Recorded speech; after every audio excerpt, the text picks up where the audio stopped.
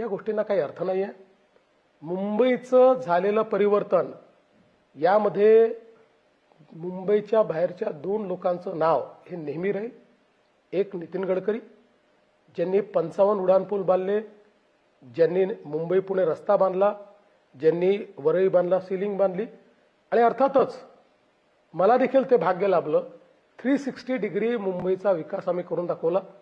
475 किलोमीटरची metro, coastal road, Atal Setu, new Mumbai airport, 16,000 कोटी रुपयाचे मुंबईमध्ये STPs, मुंबईच्या झोपडपट्टीधारकांना घरं देण्याचं काम, मुंबईतल्या मराठी माणसाला ज्याच्याबद्दल 50 वर्ष बोलून केवळ राजकारण केलं, एक सिंगल घर दिलं नाही, त्याला BDDचा इथलं घर असेल, अभ्युदयनगरमध्ये घर असेल, पत्राचाळीमध्ये घर असेल, हे सगळं देण्याचं भाग्य हे मला लाभलं.